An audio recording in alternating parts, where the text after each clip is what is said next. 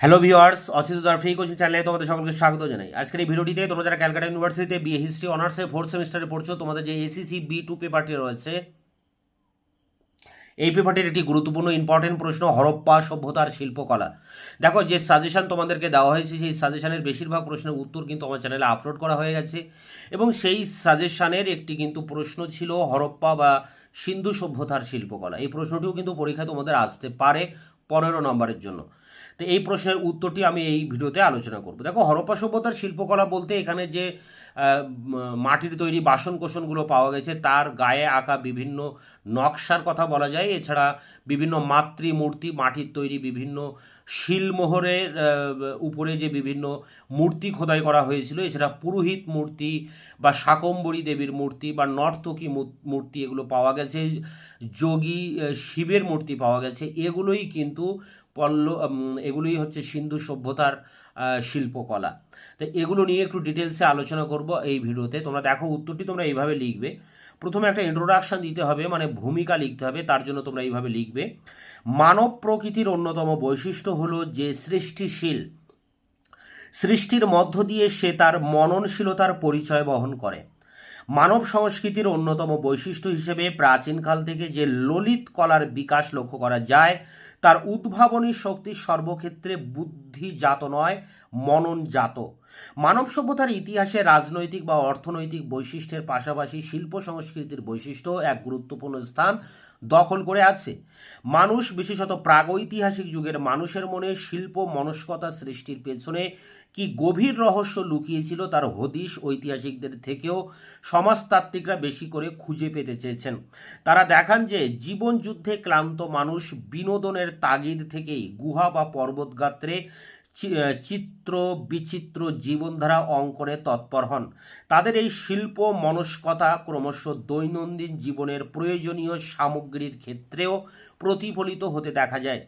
গুহা বা পর্বতগাত্রে যা হয়ে উঠেছিল চিত্রাঙ্কন শিল্পের প্রথম উদাহরণ, দৈনন্দিন জীবনের প্রয়োজনীয় সামগ্রীর উপর শিল্প মনস্কতার ছোঁয়ায় তা হয়ে উঠল স্থাপত্য ভাস্কর্যের প্রতীক। এই জিনিস বিশ্বের সব প্রাচীন সভ্যতার ক্ষেত্রেই লক্ষ্য করা যায়।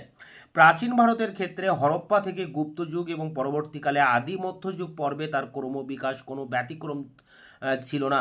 ভারতীয় শিল্পকলার প্রায় সব স্তরেই ধর্মীয় চেতনা যে সক্রিয় ভূমিকা গ্রহণ করে তা নিয়ে কোনো বিতর্ক চলে না।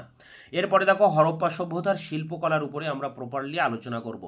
ইরফান হাবিব লিখেছেন, প্রথম দৃষ্টিতে সিন্ধু সভ্যতার শিল্পকলাকে কোনো মহৎ কাজ বলে আখ্যা দেওয়া যায় না, কিন্তু রণবীর চক্রবর্তী জানিয়েছেন হরপ্পা সভ্যতার সাংস্কৃতিক জীবনের এক বিস্ময়কর দিক হলো তার শিল্প সামগ্রী, বিশেষত ভাস্কর্য সৃষ্টির ক্ষেত্রে পাথর ও ধাতুর অর্থাৎ ব্রোঞ্জ প্রয়োগ।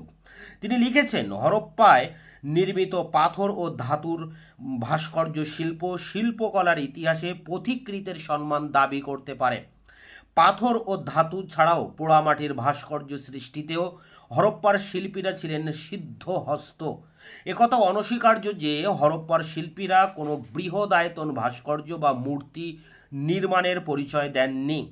ছোট আকারের যে কয়টি ভাস্কর্য শিল্পের নিদর্শন এ সময় পাওয়া গেছে সেগুলি একাধারে একঘেয়ে ও একই ধরনের। এই সভ্যতার যাবতীয় শিল্পকলা দৈনন্দিন প্রয়োজনের ভিত্তিতে রচিত হয়েছিল বলে মনে করা হয়। এগুলির মধ্যে শিল্পবোধের পরিচায়ক হিসেবে গবেষকরা দুটি নিদর্শনের দিকে অঙ্গুলি নির্দেশ করে থাকেন। এর একটি হলো মহেঞ্জোদারো থেকে পাওয়া লাল বেলে পাথরের এক পুরুষ মূর্তি, অর্থাৎ এই মূর্তির কথা বলা হচ্ছে, এবং অপরটি হলো একই জায়গা থেকে পাওয়া নগ্ন নারী মূর্তি। পুরুষ মূর্তিটির বলিষ্ঠ বক্ষ, সুগোল স্কন্ধ, মসৃণ পৃষ্ঠদেশ, গভীর নাভি শিল্প সমালোচকদের দৃষ্টি আকর্ষণ করে। এই মূর্তিটির নিম্নাংশের সন্ধান পাওয়া যায়নি। আবক্ষ এই মূর্তিটি মাত্র 17 সেন্টিমিটার উচ্চতা সম্পন্ন। মূর্তিটির মাথা ও হাত দুটি পৃথকভাবে জোড়া দেওয়ার প্রমাণ পাওয়া যায়, কেননা মূর্তিটির ঘাড়ে ও কাঁধের দুই পাশে গোলাকৃতি গর্ত রয়েছে। এভাবে জোড়া লাগানোর পদ্ধতি দেখে মনে হয় যে শিল্পী মূর্তিটির ঘাড় ঘোরানো ও হাত নাড়ানোর উপায় রেখে মূর্তিটির গতিময়তা আরোপ করতে চেয়েছেন। এই মূর্তিটিতে মেসোপটেমিয়ার পুরোহিতদের অনুকরণে দাড়ি রাখার পরিপাট্য লক্ষিত হয়। এছাড়াও মূর্তিটির অলঙ্কৃত পোশাকের ব্যবহার শিল্পরসিকদের বিশেষ দৃষ্টি আকর্ষণ করে। অলঙ্কৃত পোশাকটি সম্ভবত চাদরের মতো করে স্বতন্ত্রভাবে কাঁধের ওপর রাখা। ডক্টর হাবিব লিখেছেন, এ ধরনের চাদর ব্যবহারে মেসোপটেমিয়ার বণিকরা অভ্যস্ত ছিলেন। এ কারণে তিনি জানতে চান যে এই পুরুষ মূর্তিটিকে পুরোহিত রাজার পিরিয়েস্ট কিং মূর্তি ভাবাটা বিভ্রান্তিকর। এই মূর্তিটির অর্ধনিমীলিত চক্ষু দুটির ভাবাবেশ দেখে কেউ কেউ একে যোগী মূর্তি আখ্যা দিতে চেয়েছেন, কিন্তু ডক্টর হাবিব এক্ষেত্রে এই মূর্তিটিকে যোগী মূর্তি আখ্যা দিতে নারাজ। অন্যদিকে নগ্ন নারী মূর্তিটির, তোমরা এই জায়গা থেকে প্যারা করবে, অন্যদিকে নগ্ন নারী মূর্তিটির সহাস্য মুখ ও বিস্ফোরিত চোখ দুটির মোহময় আবেদন শিল্প সমালোচকদের বিস্মিত করে। যে কোনো মানব মূর্তির ভাস্কর্যে রেখার গতিময়তা সৃষ্টি, যেখানে শিল্পী প্রতিভার অন্যতম স্বাক্ষর। মহেঞ্জোদাড়োর নর্তকী মূর্তিটি সেক্ষেত্রে তার এক উজ্জ্বল উদাহরণ। ব্রোঞ্জ নির্মিত এই নারী মূর্তির হাত ও পা ইচ্ছাকৃতভাবে দীর্ঘায়িত করা হয়েছে। নর্তকীর বাম হাঁটুর ভাঁজ ও কোমরে আলস্য ভরে রাখা ডান হাতটি এই ভাস্কর্য নিদর্শনের অনুপম নান্দনিকতার পরিচায়ক। মূর্তিটির এই বিশেষ ভঙ্গিমা ভাস্কর্যটির মধ্যে এক বিশেষ গতি সঞ্চার করেছে। হরপ্পা সভ্যতার এই দুটি বিশেষ নিদর্শনের পাশাপাশি এই সভ্যতার অন্তিম পর্বে দৈমাবাদ থেকে প্রাপ্ত কয়েকটি পশু মূর্তিও এ সময় ভাস্কর্যের এক অনুপম উদাহরণ।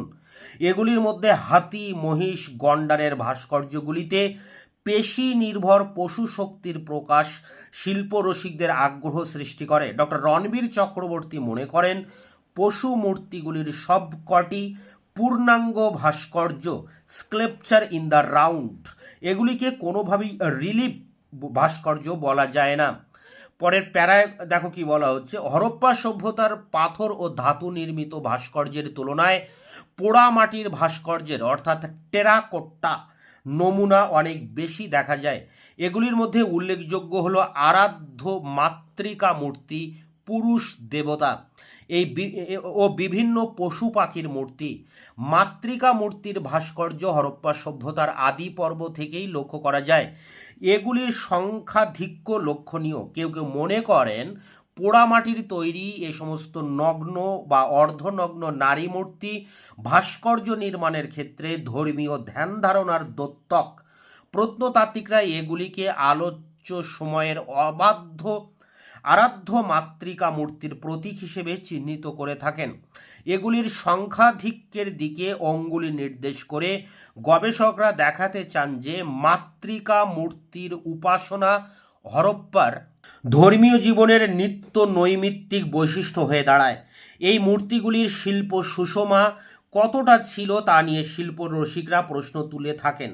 তবে মূর্তিগুলিতে উন্নত স্তন যুগল ও গুরু নিতম্বের আভাস ফুটিয়ে তোলার ক্ষেত্রে এ সময়ের শিল্পীদের প্রচেষ্টাকে খাটো করে দেখা যায় না। এই মূর্তিগুলিতে কণ্ঠহার, মেখলা জাতীয় বহুবিধ আভরণের শিল্প প্রয়াস সহ মাথায় বিশালাকৃতির শিরোভূষণ ভাস্কর্যের অন্য মাত্রা রচনা করেছে। অন্যদিকে হরপ্পায় প্রাপ্ত একটি শিলমোহরে অঙ্কিত এক নগ্ন নারী মূর্তিটির মাথাটি নিচের দিকে এবং পা দুটি উত্থিত অবস্থায় দেখানো হয়েছে।